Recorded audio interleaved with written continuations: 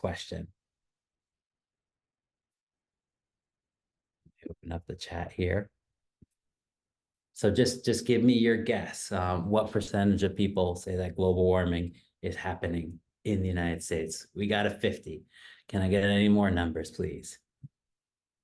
60, 20, 45, 40.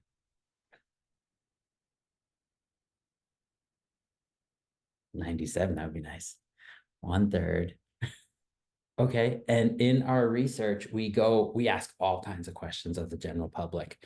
We ask this question. We also ask a lot about different climate change solutions. So now on this next screen, in the chat, I want you to drop your estimate of this. So we ask people, do you think that schools should teach our children about the causes, consequences, and potential solutions to global warming? What percentage of people in the United States do you say that's a great idea? We should teach students about climate change. A half, a third. What else? 40. Okay. 15. Big picture wise, the more you can know about what people are thinking, your community, your family, your school, your university, your country, the more you understand about where they are on all of this, the more effectively you can figure out what strategies to use, and you can engage them. So let's dive into the actual numbers and the implications of them as well for this. So y'all were right on in your guesses. You're guessing like other people, and people guess on average, oh, about half of people say global warming is happening, right? And no, that's not right. In the United States, it's 72% of people say global warming is happening, luckily. So we were underestimating by a good bit in this group. But don't worry, that happens to everyone everywhere. If we haven't seen this research, we just don't know. And it's interesting to think about how off different groups of people are. So you ask a conservative Republican, hey, give me your best guess. They say 48. You ask a liberal Democrat, give me your best guess. They say 63. All of them are underestimating. And so we also ask about worry, and we know that the numbers are high. The majority of people are worried about climate change in the United States, but people aren't talking about it. And our research shows that it's because of this.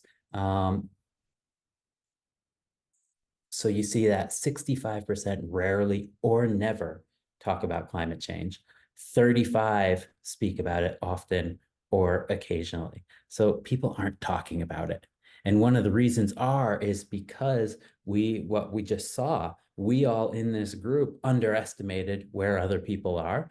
So you sit down at the Thanksgiving table with Uncle Bob, and you don't see him that often. You haven't talked about climate change with him before, and you're worried about climate change.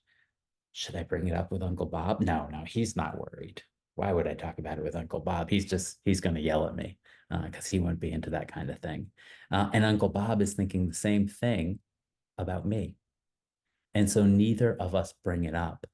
And that reinforces this thought that we all had that, hey, no one else is on the same page as me. I'm all alone over here.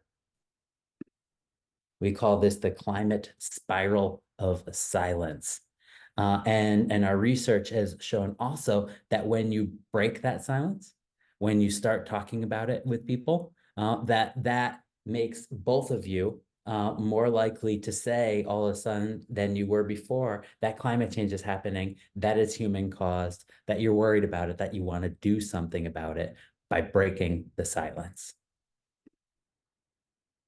So this happens all over the place. Like you and the people in the town around me all underestimate where other people are. And the people over at Google Maps also underestimated where people were. There was a team within Google Maps, and they said, we got this great idea.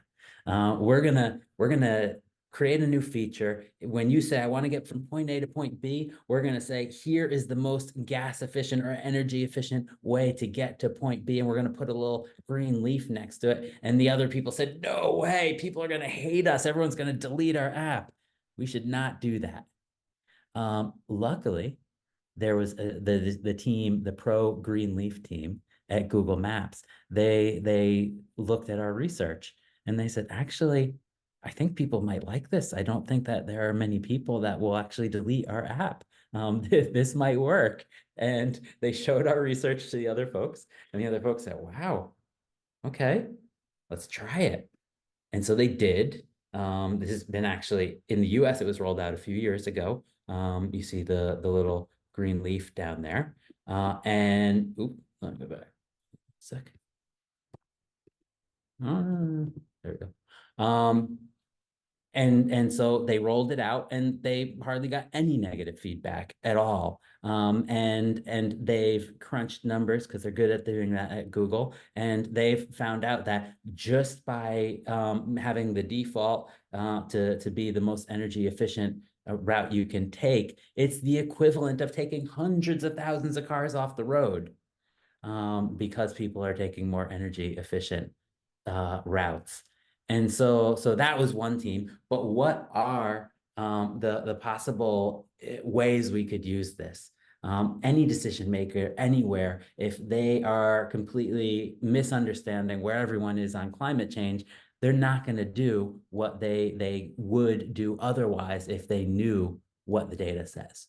And so how can you be informed by the data? But then how can you help inform other people? Hey, principal of my school, we want to take this initiative. Check it out. Here's the data of what people in our county think about climate change. And they really support this thing right here. Let's do it. That's very different from you just saying to the principal, let's do it. If they think that everyone's around them, if they know that everyone around them is on board, it's a very different scenario. But it's also different if you're thinking of volunteering with an environmental group. If you feel like I am all alone over here in the corner, I'm the only one thinking about this, versus knowing, oh, actually, wait, the majority of people in the United States are worried about climate change. Oh, okay, let's do this. Let's get together and work on this.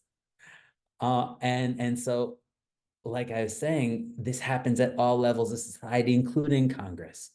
And so some of our colleagues, they went around to senior staffers for members of Congress. And they said, on this handful of controversial issues, what percentage of your constituents do you think support this? Do you support climate action? Do you support gun control? Support that? Support that? And so they got wild, crazy guesses as well. And none of the senior staffers knew the level of support for climate action that there actually was. So what would it look like to tell any elected officials, your mayor, people at the state level, people at the federal level, can you bring the data to them and show them actually your constituents want action. We want action. Let's do this. And we've actually had members of Congress, newly voted into Congress, come to us and say, hey, you know, I was running for Congress and I was thinking that I wanted to do something on climate change, and my consultants and my team said, no way, bad idea, you're never going to get elected into office. But then I saw the Yale climate opinion maps and I saw what's going on in my county or my state or my congressional district. And so I decided to run on climate change. And now I'm in Congress. We've had that happen multiple times. So when people have the data, they do some good things with it. Okay, back to the second question y'all attempted to estimate on. It's actually 75% of people across the United States say, yeah, students should learn about climate change at school. 75%. At first in our work, we used to just have national numbers. And sometimes people would say, hey, but no, over here in North Dakota, like it's different. Like no one wants that. And so eventually we created a downscaling model that we tested and works really well. And we can now see that in every state, a large majority wants kids to learn about climate change at school. And you might say, well, what about North Dakota and Wyoming and West Virginia? And still 63, 64% in those states. I don't know where all y'all are from, but check it out. Then we look at Michigan, 77%, Texas, 73%, DC, 83%. Like support is really high for this concept. Really interesting. What can you do with that? How can you leverage this? One group we work with had one idea for how to leverage this. I don't know if you've heard of them. They used to be called the Alliance for Climate Education. Now they're called Action for the Climate Emergency. They work with teachers.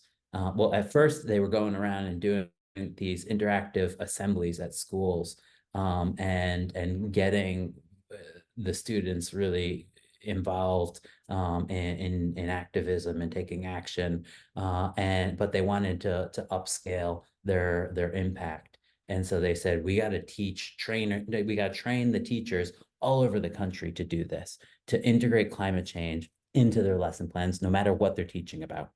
And so they started running ads on Facebook, paid ads.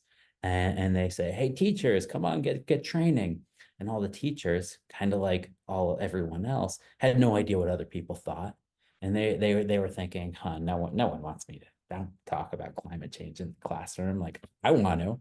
And I know that at least those two students want me to, but I mean, all the parents, they're gonna yell at me, they're gonna complain, I might get fired. And so they didn't get that many people signing up. They then saw our research on support for climate education. They said, huh, that's interesting. And they started putting that at the beginning of their videos on Facebook. And all of a sudden their acquisition cost dropped by half. Because all of a sudden teachers, they were saying, I want to do it and my community wants me to do it. Okay, let's do it. And so if you can help people understand what the support is around them, they'll get the courage up to take more action. And if you help yourself understand it, you get your own courage up as well. Okay.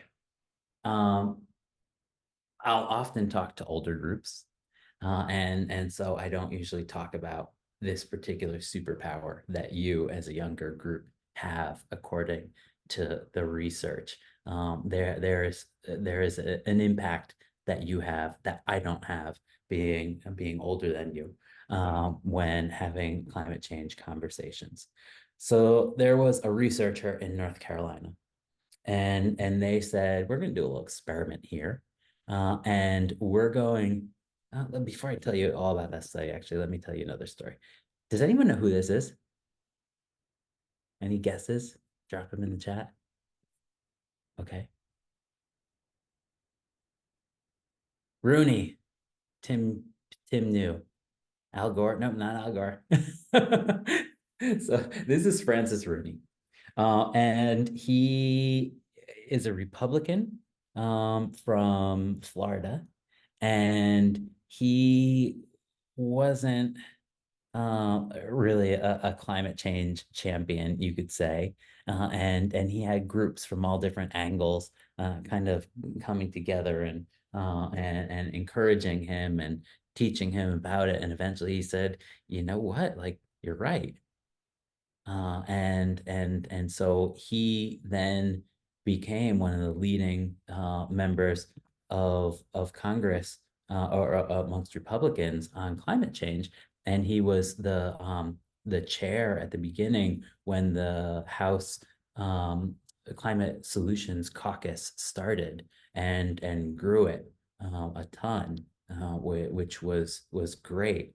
And the reason I'm bringing him up is because I was talking to one of his staffers, and they said, you know what? Like I asked him, like, does he get a lot of flack from Republicans in Florida for taking the position that he's taking? He said, no, lots of Republicans come up and said, awesome, like I like to see Republican stepping out on this. But some aren't on the same page with him and said, what are you doing? And Rooney, what he says to those folks is, I mean, I see you're not on the same page. Have you talked to your kids or your grandkids about this? Like, I suggest you do. So this is related to the study I started to talk about, because there was a group in North Carolina of researchers. They said, we're going to do a little experiment. These 250 students, they're going to start to get lessons about climate change at school. And these students over here, they're just going to get the lessons they've always been getting. And we're going to see what happens. They measured where they were on climate change, all of the students in both groups before and then after a few months of this. But they also then went and measured where the parents were. And there was this really interesting impact that the kids, they didn't tell the kids, go talk to your parents about climate change, but the kids did just because they were learning about it. And the parents of the kids that were learning about climate change like shifted a good bit. Who shifted the most? Conservative parents had giant shifts in what they were thinking about climate change just because their kids were learning about it at school and starting to talk to them about it. And there was another interesting dynamic that it seemed like somehow daughters had more influence in pushing their parents on climate change than sons did, and that fathers were particularly susceptible to this and movable. So y'all have an amazing superpower, and that one's been studied there. But a little story too. This is Bob Inglis, and he was a member of the House in South Carolina, and his kid is the one who was taking some climate change classes and said, you know, Dad, like I'm not going to vote for you if you don't get your act together on climate change. And he said, oh, wow. So he started learning about it. And he said, you know, you're right. And so he started stepping up on climate change. I mean, maybe some of you have parents who are members of Congress. I don't know. But all of you have parents. But all of you also have access to elected officials. In my spare time, I volunteer with Citizens Climate Lobby. And there's this interesting dynamic when younger folks come in to to our chapters and sit down with members of Congress. They're like member of Congress magnets. And the member of Congress said, well, you're like 15, you're 16. What are you doing here lobbying me on climate change? Like what happened? What's going on? And they really want to hear from them. It's an interesting dynamic.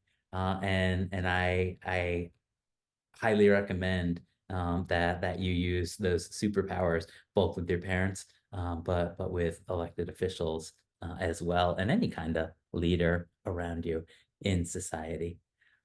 Just to review, so we talked about that we all underestimate what other people understand and how much they worry and the level of support for lots of solutions. And aren't you advancing slide? There you go. But if you can correct that misperception in yourself and the other people around you, then that helps you get up the courage to break the silence and to take action. And then you have this superpower as younger folks to influence your parents and decision makers like a lot of other people can't. That's the end of my presentation.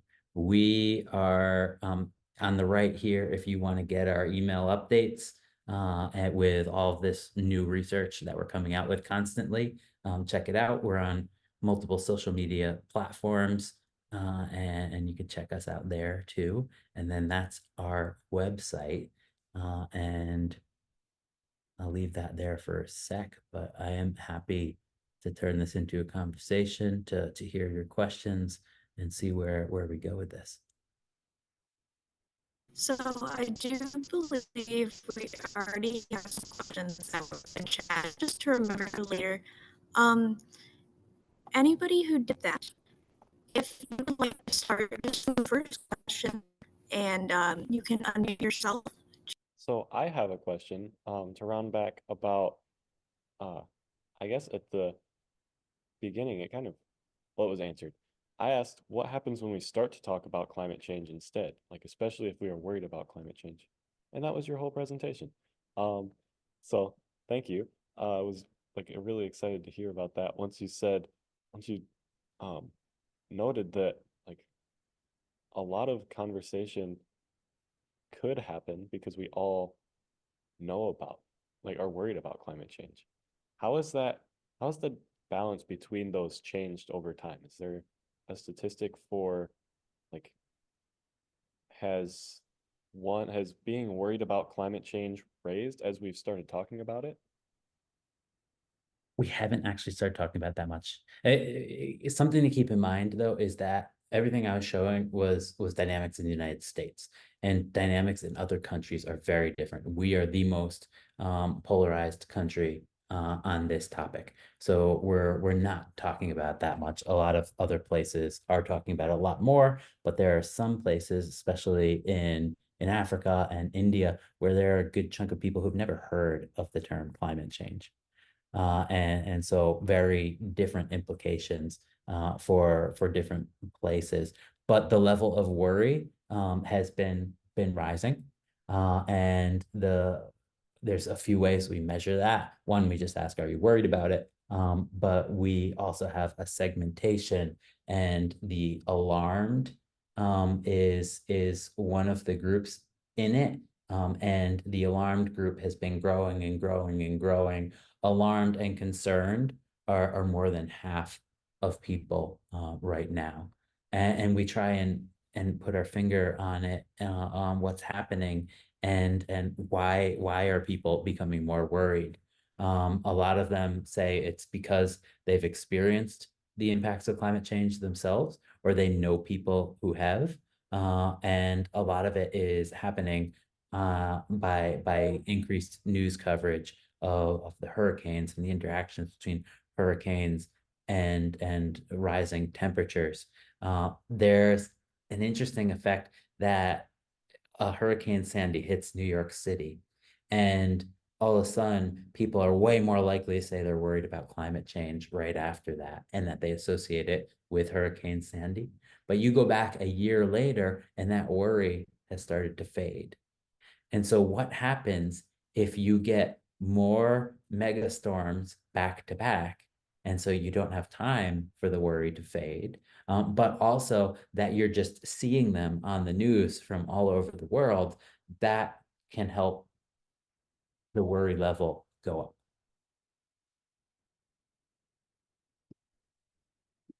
Should I be looking at the chat, or is that where the questions are? It So looks like it, if you'd like, I can read them out for you. when is worry helpful or not helpful? I'll go with that one for a little bit. There's a lot of ways to think and slice and dice this one. Um, we know that the alarmed people, they're the most likely to be worried about it. But a lot of those folks don't know what they should do about it. They say it's happening, it's human caused, and I want to do something, but I'm not quite sure what to do. So if you can have that worry plus the information plus the support systems to help people act, that's a good thing. I just actually learned about some new research the other day, and they were looking at happiness, levels of happiness amongst people, and how that correlated with how worried they were about different topics and how much action they took about different topics. And so the less happy people were more likely to worry about climate change, but it was the happier people that we're more likely to actually be taking action on climate change. So if you can influence with how you talk about it and how much you focus on solutions, and bring people in that happy direction, maybe you can be taking more action with those people as well. Some people say, yeah, but you're not going to get them there unless you get them a little worried first. But there's been experiments, and it's not, I think it's different for different people, and it's not, you don't always need to worry people to get them excited about the solutions. Tim, I see you were asking for the citation for that last study. I don't have it handy. I'll send that to Elijah as well as a PDF of my slides. And I'll make a note of that to send out to everyone who attended afterwards as well. Thank you for sharing your research with us. That's awesome. That's like your whole thing, I know, and it's important. I guess I'm not a super scientist yet, but the citations are exciting to go and read that. So yeah, climate, like having your own self-care in climate is important. They're intermingled because we can take care of the climate and the climate can take care of, like, we can take care of the world and the world can take care of us. But if, and maybe the world can take care of itself after all humans are gone or something, but that's very poor to think about. If we don't take care of ourselves, we can't take care of the world.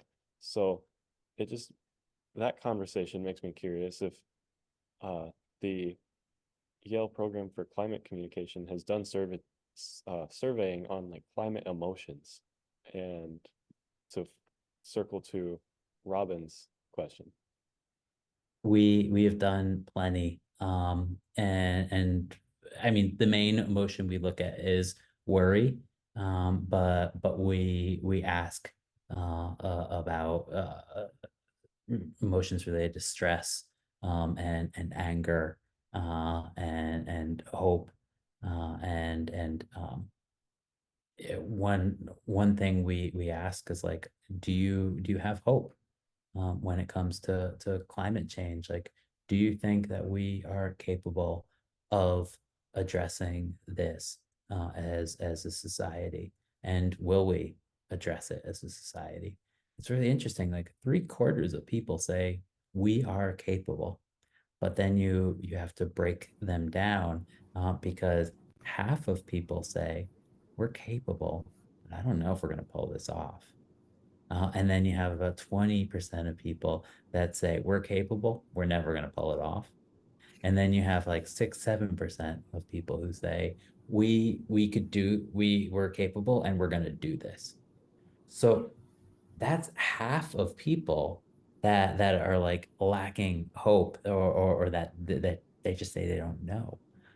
And but they do know that the solutions exist. They just don't know if we're going to implement them.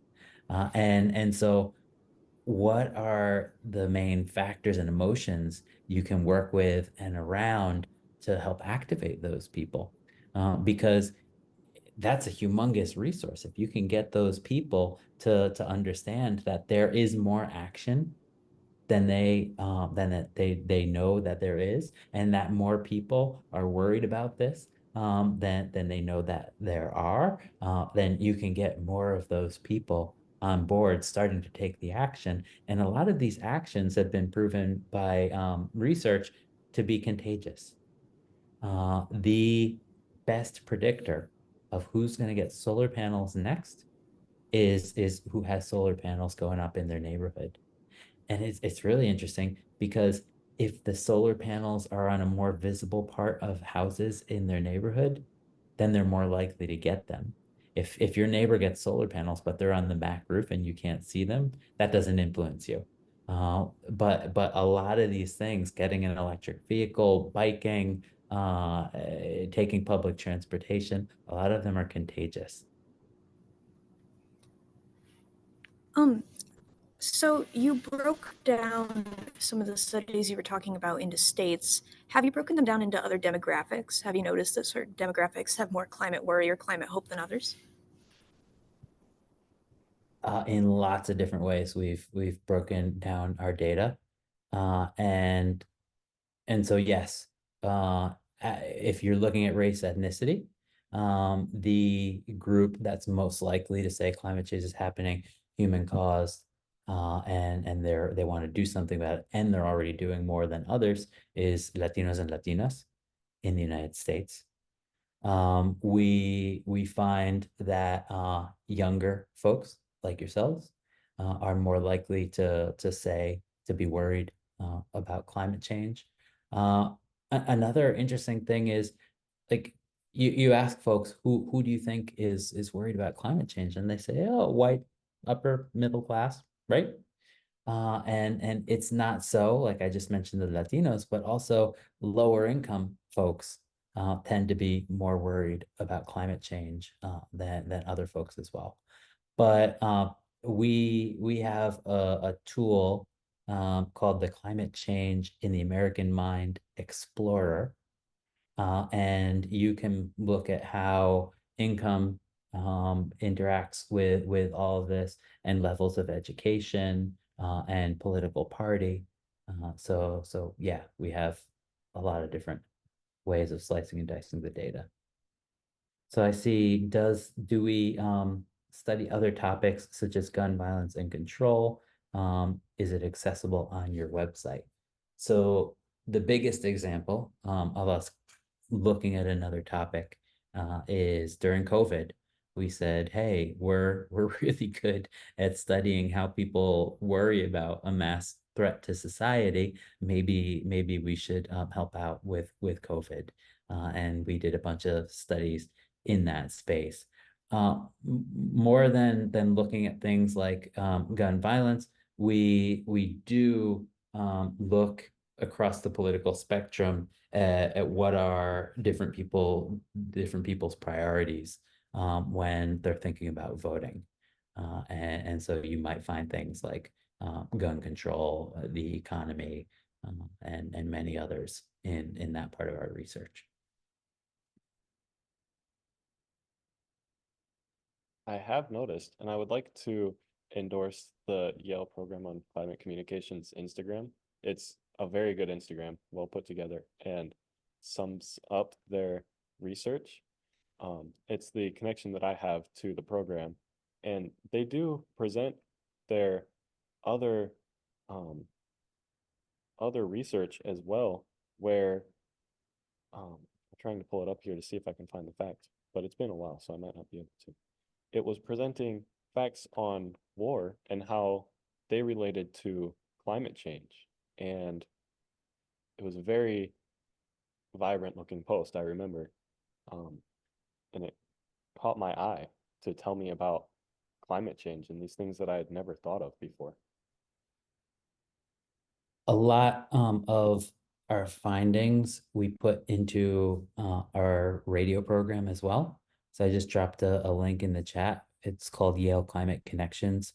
I mean, it's radio segments, but it's also written pieces as well, articles.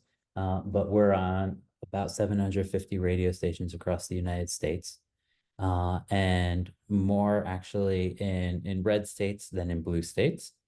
And it is just 90-second episode per day, 5 days a week. And some of the main themes are, as I was mentioning before, a lot of the people who are alarmed about climate change, they don't know what to do. They think that you need more money than you do, that you need to be a brain surgeon or a rocket scientist, or that the technologies don't exist yet. So one of the threads throughout the radio episodes is actually, here's everyday people that are already implementing climate solutions with all kinds of positive co-benefits, that it's improving their health or giving them savings when it comes to money. So spreading the knowledge about how rampant and how fast they're spreading the climate solutions is very helpful. And then the other piece is there are people who say climate change is happening, But we don't really need to worry about it too much. It's hitting poor countries, or it's going to really hurt future generations, but not here, not now. And so we help them connect the dots with, here's how you can tell by what's happening in your backyard or down the street, all over the United States, all over the world. Here's the connection between that and climate change. So we help connect them both with the solutions and to understanding how it's here and now. So we have a question in the chat asks, how do we get the radio section on our station from Jenna? So go to Yale Climate Connections, to the website that I put there.